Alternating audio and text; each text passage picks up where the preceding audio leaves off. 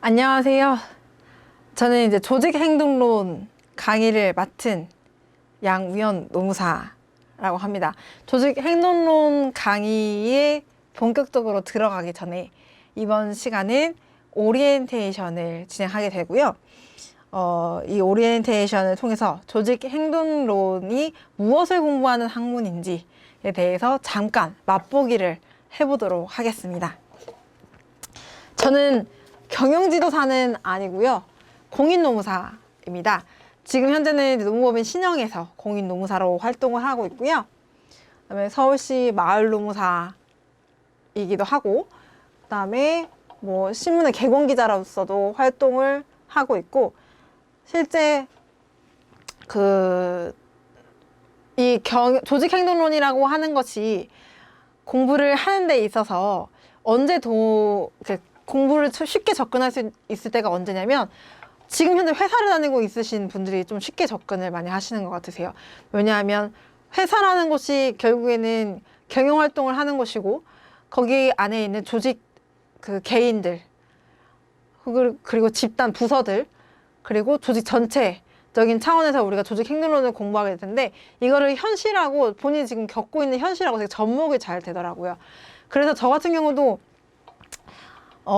처음에 대학교를 졸업하고 나서 곧바로 취업했던 데가 롯데마트인데, 롯데마트에서 한 인사 담당을 좀 했었어요. 그러면서 이제 노무사 공부도 시작하게 된 건데, 그리고 지금 이제 롯데마트 그만두고 노무사로서 이제 일을 하고 있는 거고요. 근데 이 조직행동론을 공부를 할 때 그 회사를 다녔던 경험들이 굉장히 이해하는 데 도움이 많이 되더라고요. 그래서 지금 현재 회사를 다니고 있으신 분들이 대부분이라고 한다면, 이거 듣고 계시다고 한다면, 조직행동론은 굉장히 재밌게 공부할 수 있다, 이렇게 예상을 해주시면, 그리고 기대를 해주시면 너무나 좋을 것 같아요. 그래서 제가 이 강의를 통해서 여러분들과 함께 볼 책은 백기복 교수님의 조직행동연구라는 책입니다. 쉽게 접근한 책이고요. 조직행동론에 대해서. 그래서 좀 같이 읽고 공부를 하면서 이 한 권을 읽으면 굉장히 쾌감을 느끼게 되실 거고, 여러분들께서 제가 요구를 드리는 거는 저랑 같이 한 번 보지만 복습하고 예습하고, 한 번의 강의지만 이 듣는 중에는 3번은 읽는다, 이걸 목표로 좀 가져갔으면 좋겠고요. 그 다음에 최종 시험 때까지는 적어도 20회독은 한다, 이런 각오로 공부를 해주셨으면 좋겠습니다. 그렇다면 지금부터는 조직행동론이라는 것이 도대체 무슨 학문이냐, 우리가 왜 공부해야 되냐, 이것을 좀 먼저 살펴보도록 하겠습니다. 여러분, 경영이라는 게 뭔가요? 쉽게 말해서 기업, 회사를 왜 운영하나요? 돈 벌려고 하는 게 맞습니다.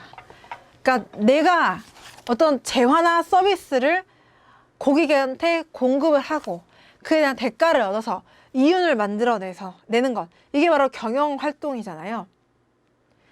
자, 경영활동을 하는 데 있어서 중요한 필수적인 요소는 뭐가 있을까요? 자, 어떤 제품을 만들려면, 혹은 서비스를 제공하려면 우선 기본적으로 자본이라는 게 있어야 되죠. 돈이 있어야 원재료를 사서 물건을 만들 거고, 돈이 있어야 사무실이라도 차려놓고 사람들을 고용해가지고 일을 시키고 거 아니에요. 그러니까 기업 경영을 하는 데 있어서 가장 필수적인 요소는 첫 번째, 자본이라고 할 수가 있습니다. 자, 자본만 있으면 되나요? 두 번째, 뭐가 있어야 되나요?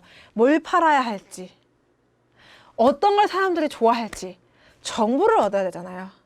그 정보를 통해서 의사결정을 하는 거고, 그 의사결정을 통해서 나한테 돈을 벌어주는 것을 공급을 해야 될 거잖아요. 그리고 두 번째 기업 경영에 필요한 요소가 뭐다? 정보입니다. 세 번째, 뭐가 있나요? 사람이 있어야죠. 사람이 있어야 의사결정도 할 것이고, 사람이 있어야 생산도 할 것이고, 서비스도 제공이 될 거잖아요. 그렇기 때문에 경영활동을 하는 데 있어서는 크게 3가지 요소가 필요합니다. 자본, 정보, 사람. 자, 그런데 이 자본이든 정보든 사람이든 누가 이걸 하나요? 그러니까 누가 자본을 모으나요? 누가 정보를 획득하고 정보를 공유하나요? 바로 사람입니다. 즉, 기업 경영이라는 거는요, 사람을 통해서 유지가 됩니다. 조직 행동론은요, 그래서 사람을 연구하는 학문입니다. 근데 어떤 사람을 연구하는 거냐면 기업 내, 조직 내에서의 사람들을 연구합니다.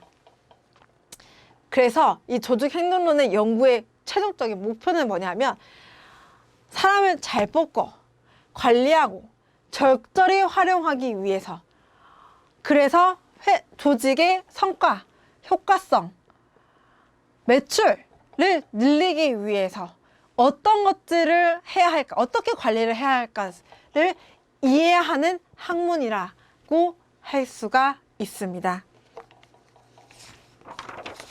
그래서 조직행동론은 우리 공부할 때 크게 세 가지 목차를 단계를 밟아가면서 공부를 하게 됐는데요. 첫 번째는요, 개인입니다. 개인. 우선 조직을 구성하고 있는 가장 최소 단위가 뭔가요? 바로 사람 한 명 한 명 한 명이잖아요. 그 사람 한 명 한 명 한 명 우선 그 특성을 공부하게 됩니다. 특성은 뭐가 있을까요? 능력, 태도, 가치관, 성격, 지각, 감정, 동기. 이런 것들이 개인적 특성으로 어떠한 특징을 가지고 있는지, 어떻게 관리가 되어야 하는지, 어떻게 이런 특성들이 조직 성과와 영향을 맺게 되는지, 인과관계를 갖게 되는지에 대해서 1차적으로 공부를 하게 됩니다. 프로야구로 치면 왜 이것들을 공부하냐를 물어봤을 때, 프로야구로 친다면 크게 기대했던 선수가 기대만큼 성과를 내지를 못해요. 그럼 우리가 왜 이 선수는 기대했던 성과를 못 내는 걸까? 이 선수가 능력이 부족한가? 이 선수의 태도에 문제가 있었나? 가치관이 뭐였을까? 성격 때문인가?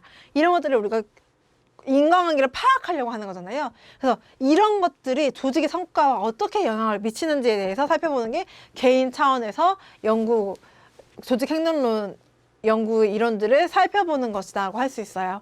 두 번째로는 이제 집단 차원에서 조직 행동론을 공부를 하게 됩니다.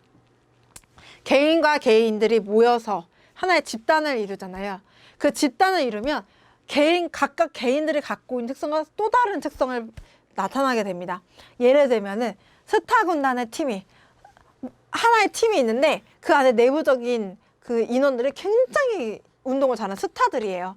근데 이 사람들이 하나를 묶였을 때 스타들이기 때문에 당연히 성과가 좋을 것이다 라고 우리가 기대를 하게 되잖아요. 근데 막상 약체팀하고 싸워봤더니, 스포츠 경기를 해봤더니 패했어요. 자, 왜 그럴까? 스타 군단에 개인들이 모여 있는데, 능력 좋은 개인들이 모여 있는데 왜 약체팀이 무너졌을까? 집단은 개인과는 또 다른 특성을 가지고 있구나. 이런 차원에서 연구한 것이 바로 집단 차원에서 조직 행동을 연구한 이론들입니다. 그래서 이건 뭘 보냐면 집단의 특성, 집단에서 의사소통을 하는 방법에 대한 커뮤니케이션, 집단 의사결정, 리더십, 갈등 관리, 협상, 권력과 정치, 이런 것들을 우리가 배우게 됩니다. 그리고 세 번째 배우는 건 조직 차원입니다. 자, 부서, 집단들 막 다 모여 있습니다. 이렇게 모였겠죠?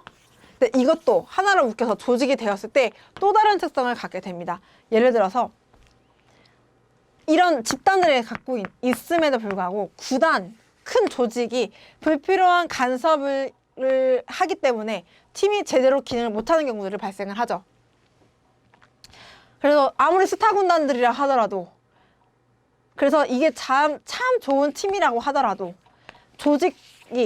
큰 조직이 이것을 어떻게 운영하느냐에 따라서, 어떻게 이것을 구성하느냐에 따라서, 구조를 만드냐에 따라서 또 다른 성과가 나올 수가 있기 때문에 이 조직 차원에서도 그 특징, 영향을 그 개인들에게 미치는 영향을 우리가 공부해야 할 필요성이 있는 거죠.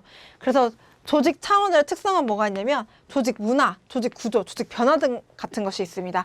그래서 조직 행동론의 조직 차원의 연구는 이런 것들을 이제 공부를 하게 됩니다. 그 다음에 조직 행동론의 조직 행동론을 공부를 하기 전에 이 조직 행동론이라는 것이 어떠한 개념들을 가지고 이야기를 하는지 설명드리도록 할게요.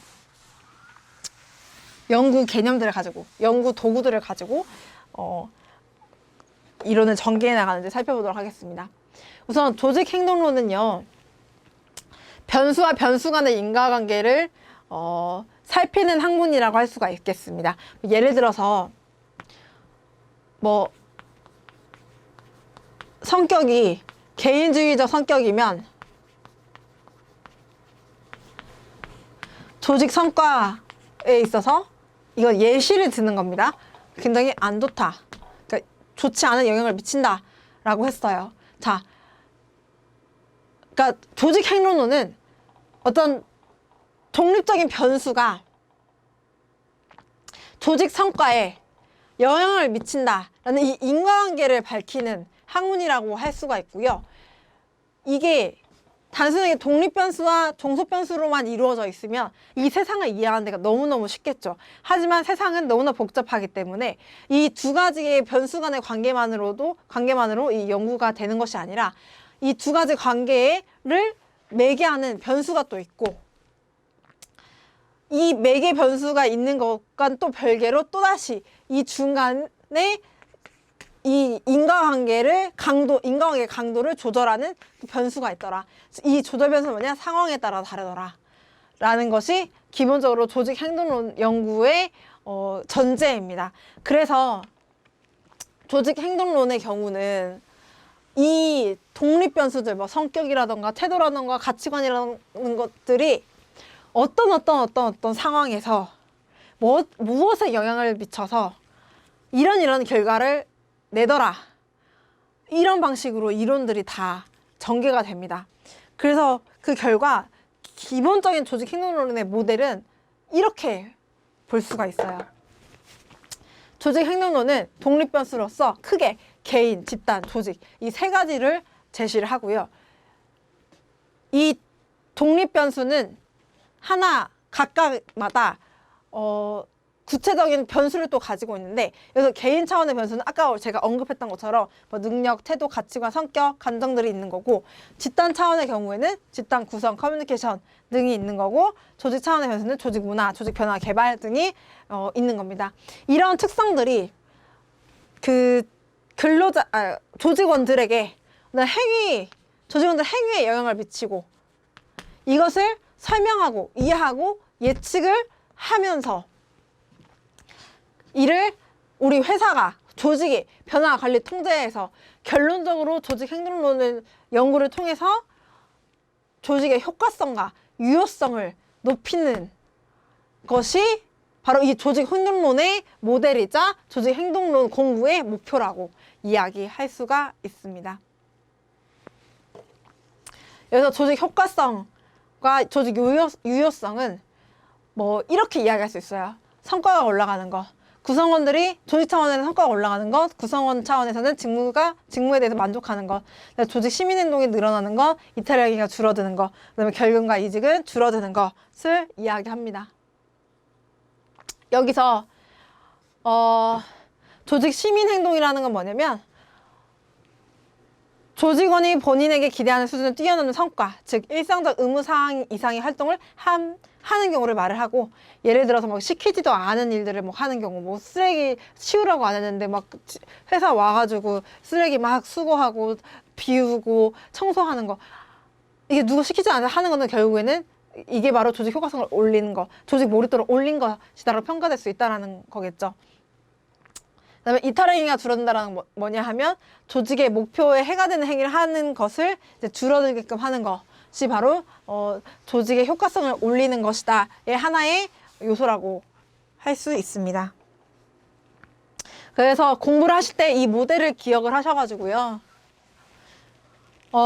예를 들어 뭐 성격을 공부한다 라고 하시면은 성격의 유형에 따라서 사람의 행위가 어떻게 되는지 이걸 설명하고 이해하고 예측하는 것을 이해를 하고 공부를 하고, 그 다음에 이것을 조직에서 어떻게 변화시키고 관리하고 통제할 것인지까지, 이게 조직의 시사점이라는 목차를 통해서 우리가 확인해 볼 수 있는 건데, 우리가 이것을 공부하고 그래서 그 결과 이렇게 된다라는 형식으로 공부를 하게 되시면은 잘 이 논리적으로 공부를 한 것인 것이다 라고 생각해 볼 수가 있습니다.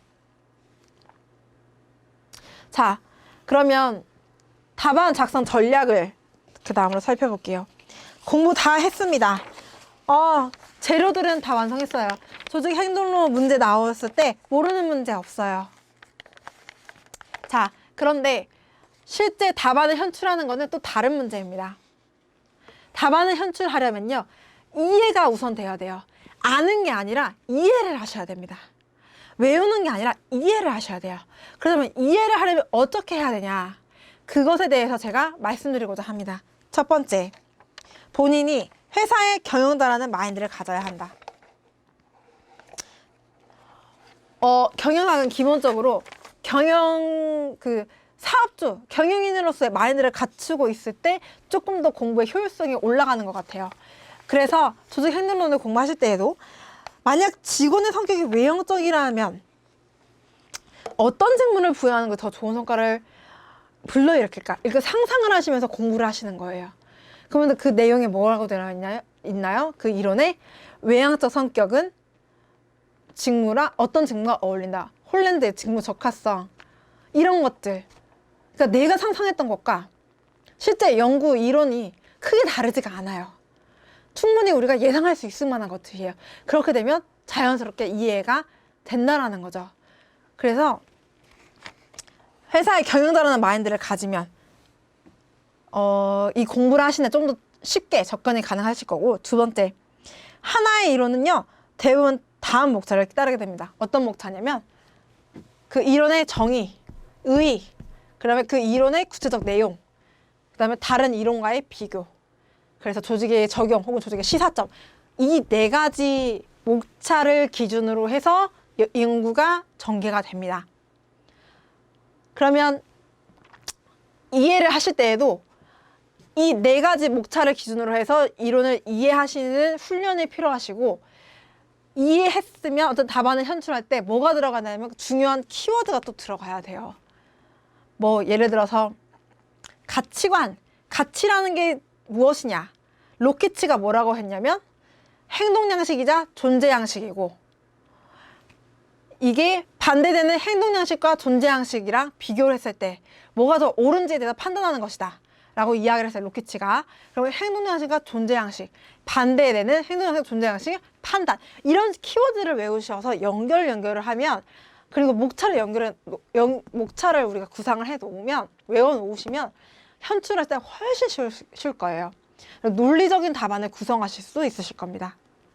그리고 세 번째, 조직 행동론은 사람의 행동을 연구하기 때문에 이론들이 내 주변 지인의 성격, 태도, 행동에 대응되는 경우가 정말 많아요. 아까 첫 번째, 본인의 회사 경영자라는 마인드를 가져야 한다는 내용하고 좀 일관되는 내용이긴 하죠. 따라서 공부하실 때 내 친구, 내 가족, 직장 동료들을 떠올리면서 공부하시면 쉽게 접근이 되실 겁니다. 자, 네 번째, 그다음에 조직 행동론 공부는요, 할 때는요, 그러니까 모든 서술형 시험을 준비하실 때는 회독수가 정말 중요합니다. 회독수. 많이 읽으면 읽을수록, 많이 보면 볼수록 더 이해되고요, 더 외워지고, 굳이 내가 외우려고 하지 않아도 회독수가 늘으면 외워집니다. 근데 여러분, 회독수만 늘리라고 해서 그냥 막 생각 없이 그냥 읽고 눈만 보면 안 돼요. 눈을 읽으면서 머리도 생각을 하시면서 읽으셔야 돼요. 그게 바로 회독수를 늘린다라는 거지, 그냥 페이지 넘기는 게 회독수 늘리는 거 절대 아닙니다. 처음에 회독하실 때는 시간 정말 오래 걸려요. 조직 행동론이 뭐 두껍지도 않습니다만 300페이지 책 하나 읽는데 한 달에 걸릴 수도 있어요. 왜냐하면 문장 하나하나를 곱씹어가면서 읽으셔야 되니까. 자, 두 번째 읽을 때는요, 한 달 걸리던 거 3주 걸립니다. 세 번째 읽을 때는요, 3주 걸려서 그러니까 2주 걸립니다. 점차 회독수가 늘려가면 늘어날수록 그 공부 시간은, 회독 시간은 줄어들게 됩니다. 마지막 시험장에서의 회독수는, 시험장에서는 1회독 몇 시간 걸리는지 아세요? 몇 분 걸리는지 아세요? 10분이면 있습니다. 키워드 중심으로, 목차 중심으로 탁탁탁탁탁탁탁 읽을 정도가 되시면 충분히 합격하실 수 있을 정도가 되는 겁니다. 그래서 20회독이라고 이야기를 드리면 언제 저거 다 해? 라고 걱정하실 수가 있으신데요. 지레 겁먹으실 수가 있으신데 절대 그렇게 안 하셔도 돼요. 회독수 늘리는 거 처음에 어렵지만 점차 갈수록 시간이 줄어들기 때문에 하루에 10회독도 합니다. 이런 생각을 갖고 있으시면 지금 현재 회독수 하나도 하는 게 어렵다 하더라도 조금씩 늘려나가실 수 있다. 빨리 읽어줄 수 있다. 랄 생각, 비전을 가지고 접근을 하셔야 됩니다. 그리고 5번째, 교과서 내용의 논리적 흐름을 따라가야 합니다. 그러니까 회독수를 낼 때 머리도 같이 늘려야, 그 회독수를 늘려야 된다고 말씀한 게 이거랑 이제 연결되는 건데, 교과서 내용을 잘 읽어보면은 한 문장 한 문장이 되게 논리적으로 구성되어 있어요. 뭐라고 구성되냐면 뭐뭐해서 뭐뭐하고 따라서 뭐뭐하게 된다. 이런 식으로 인과관계가 문장이 다 이렇게 쪼개보시면 나뉘어져 있어요. 그거를 읽으셔야 논리적으로 이해를 하게 되니까 더 재밌어지는 거고 빨리 읽게 되는 거지, 그냥 문장 하나하나를 읽는다는 생각으로 가시면 안 돼요. 뿐만 아니라 이렇게 한 페이지가 있으면 문장이 이렇게 쭉 이어지잖아요. 그게 또 하나의 문단으로 이루어져 있잖아요.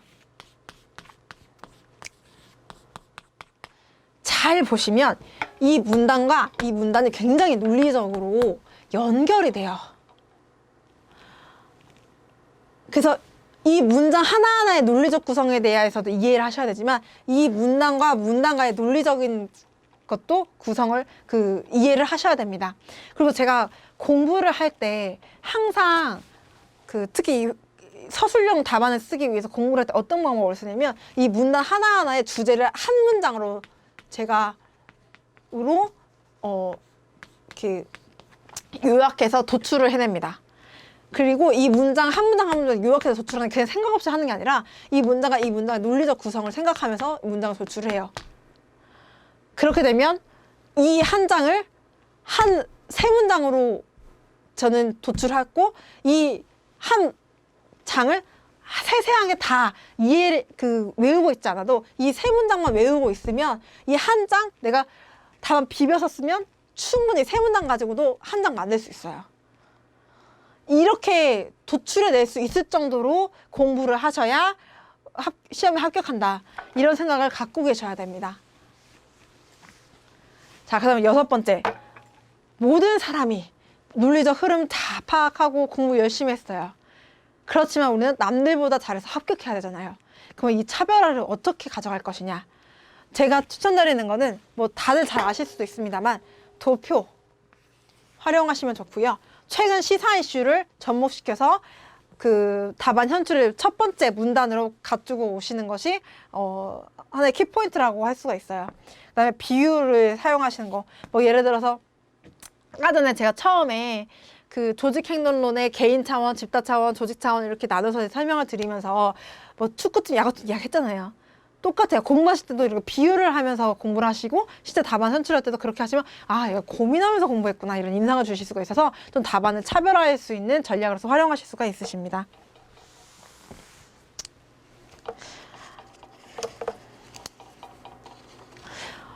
이번 강의는요, 지금 강의는 되게 요약하고 속성 형식으로 이루어지는 강의입니다.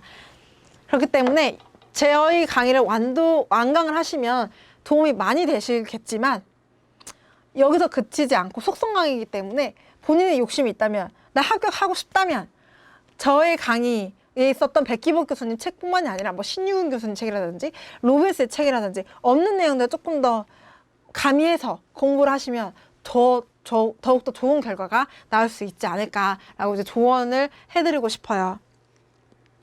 그래서 강의 계획은요, 앞전에 미리 말씀드렸던 것처럼 개인 차원, 집단 차원, 조직 차원의 순서대로 이제 진행을 하게 될 거고요. 총 30강, 이제 OT를 제외한 29강 정도가 되겠죠. 그걸 통해서 이제 공부를 같이 해보도록 하겠습니다. 네.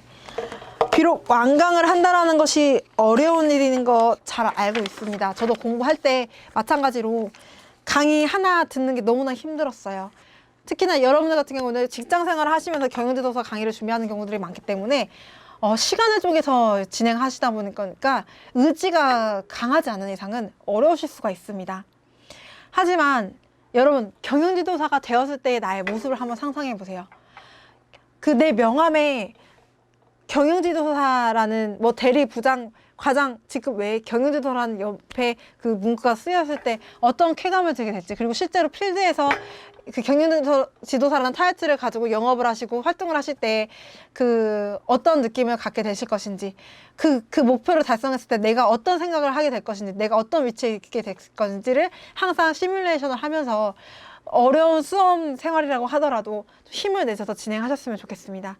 그 방향에서 제가 꼭 도움이 됐으면 좋겠고요. 네, 그러면 이제 OT는 종료하도록 하고요. 그 다음 시간에는 본격적인 강의 내용을 가지고 만나 뵙도록 하겠습니다. 감사합니다.